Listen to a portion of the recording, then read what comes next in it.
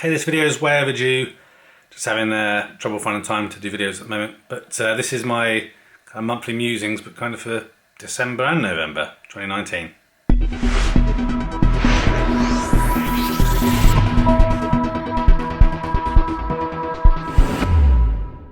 Okay, so overdue video, but I thought I've got a little bit of time between wrapping and making some t-shirts here that I'd get a video put together. So first off, what I've been reading, I didn't really read much in November, but towards the end of November I had made a start on a new book, which is Brian Greene's The Hidden Reality. So it's talking about parallel universes and multi-universe, you know, that kind of theory of whether they exist, and that's how things are set up. So I'm quite enjoying that. The way Brian kind of gives you an overview is really good. It kind of gives you the dumbed down version as well as the more technical detailed version. So it's kind of interesting. So I'm enjoying that. Also, the other thing that's happened since my last video is I've passed my full motorbike A license, so I can ride any motorbike I like here in the UK now. So I've been trying to decide which bike to get next. So I put my motorcycle Fat Sabbath up for sale after only 2 months, and I've been test riding a few different bikes, and I'm pretty sure I decided which one I'm going to get, but I'll leave that for another video. I did do some videos of the test rides, but unfortunately my GoPro decided to eat the SD card, so I don't have anything. So let me talk to you a little bit about the bikes that I've been thinking about, and I'd be interested in your comments down below as well. So the reason I decided to get a motorbike in the first place was a fair few years ago. I was sat at traffic lights and I heard a bike come along and it sounded awesome. It looked pretty awesome too. And it turned out it was a Harley Davidson Sportster 48. So that's the bike that really kind of got my juices flowing again and decided I want to do motorbike license. So that's obviously a bike that is on the list. But then when I was looking kind of into stuff more before getting my Fat Sabbath, etc., was I come across the brand Indian. So they've been around since 1901 or something. And it is the Indian Scout Bobber. Is very similar kind of style to the Harley Davidson 48, but it looks kind of retro modern as well. So that's the kind of the two bikes that were kind of top of my list. But they're a bigger bike, they're 1200cc, and I'm not sure if that is the bike I should first get. So I have ridden both of those. Well, actually no, I've ridden the Indian. Harley Davidson, I haven't been there, very cooperative. Let me having a test ride right now. But actually the bike, because it's got quite a low centre of gravity, even though it is a big bike, it doesn't feel heavy and onerous. So maybe that is kind of a bike that I can jump straight into. But the other ones I've been looking at are a Ducati Monster 797, a Husqvarna Vitpillen 701. I've test ridden that. It's a big single cylinder. Quite a difficult bike to ride in some ways. Anything under 3000 revs, it's really kind of lumpy, so it feels like it kind of wants you to ride it hard all the time, which I'm not too sure about. I really love the futuristic looks of it, but I think that's not a bike I'm going to get now. And the Yamaha MT-07, the Honda CB650R. So it's a Honda CB650, not the 2019R model that I learnt to ride on as a bigger bike. Really like that bike. 4-cylinder, sounds really nice. I really do like that bike a lot. And the last one is a Triumph Speed Triple. Quite like the sound of those, but not quite sure on the styling. So that's the bikes that are in my kind of list of what I'm going to get for the next bike. Maybe I need more than one in the longer term, but we'll see. But yeah, if you've got any experience with those bikes, please leave a comment down below. I'd be interested to know your thoughts. So another thing that's obviously helping to fund this kind of motorbike experiment or experience is I sold the Renault Twizy. So just last week my 2014 Renault Twizy has gone. It went to someone who's not a subscriber, has viewed some of the Twizy videos before, and a really nice guy called Andy. So I'm hoping it brings him lots of joy. So that's giving me back a little bit of money to put towards the bike and free up some room in the garage. As mentioned in the previous video, I was selling my Lotus Evora 400, but there wasn't a load of interest at the price. And when I actually had its service done recently, the guy there said, look, right now people just aren't buying sports cars and stuff, and so if you do sell it, you're not going to get anywhere near what it's worth. So I'm going to continue to hold on for that for a while. And obviously now I've sold the Twizy, there is room in a garage for that anyway. But really sorry to see, sorry and sad to see the Twizy go. So I had it for a total of 3 years and 1 day. Really enjoyed that ownership, and kind of helped me get in to electric vehicles and decide if electric vehicles were going to do what I needed. So I wish Andy a really great fun experience in the Twizy. He got it, took it back in the back of a van.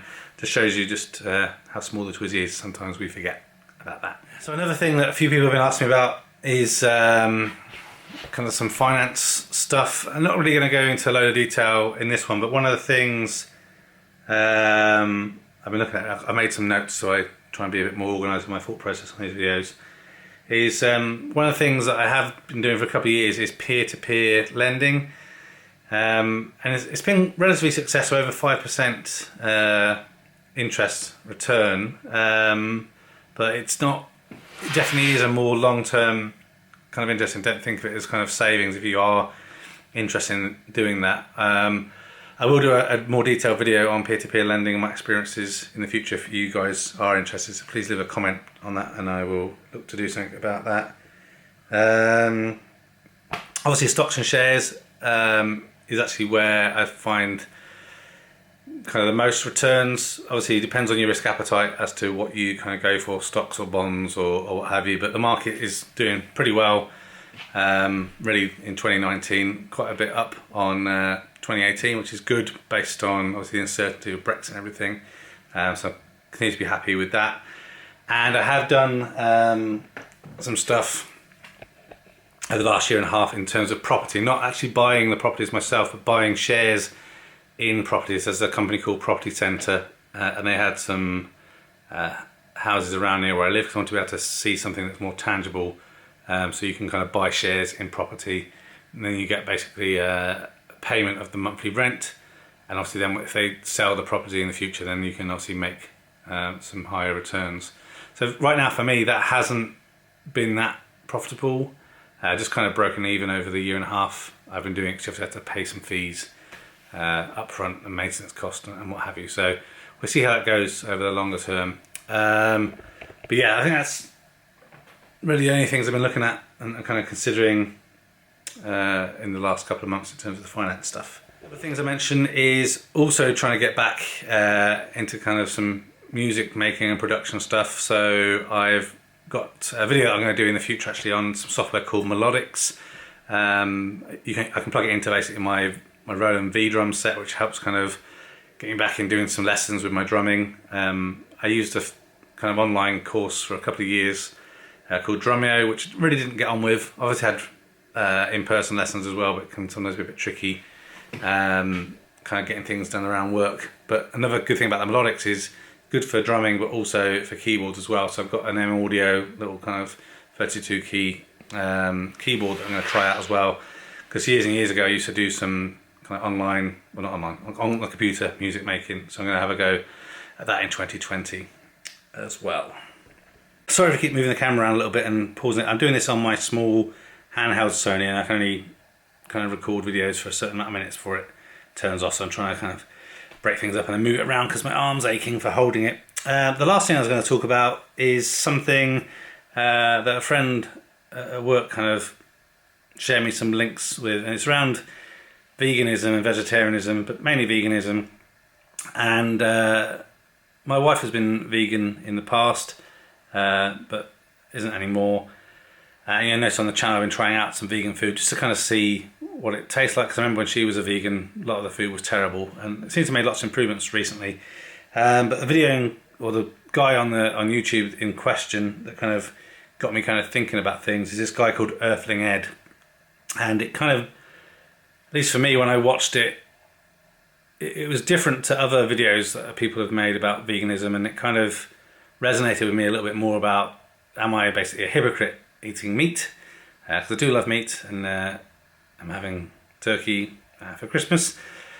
But yeah, it got me kind of thinking a bit about it. And he's basically, I don't know if it's his tagline or if it's what you call it, but he says basically, you know, most people eat meat because they like the taste of it. So what's more important, our taste buds or the life of that other living creature?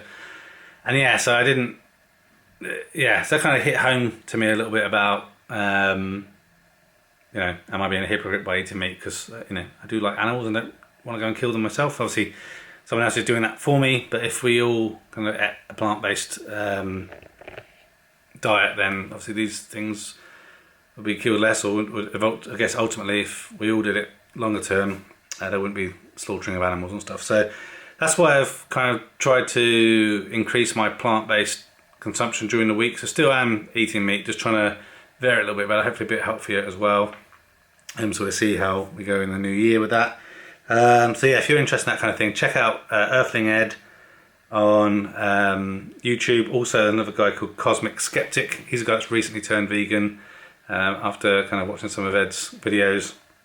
And something else I saw on Netflix is something called The Game Changers, and this is all about basically how we believe that we have to eat meat to be strong and healthy. They say be strong like an ox, even though an ox doesn't eat meat, only eats plant-based stuff. But yeah, so yeah, we'll see what happens next year. I really do like meat, but trying to kind of do a little bit better for, I guess, the planet and the healthy, because need to try and lose a bit more weight in 2020. But yeah, that's my musings. Please leave comments, feel free to ask questions down below, and I'll catch you in 2020. Bye for now. Thanks for watching this video. A thumbs up would be really appreciated. If you're interested in other geek type videos, please consider subscribing to Spectrum Geeks. Why not also follow us on Facebook, Instagram and Twitter. And before you leave, why don't you check out one of these other videos that may be of interest. Thanks again for watching.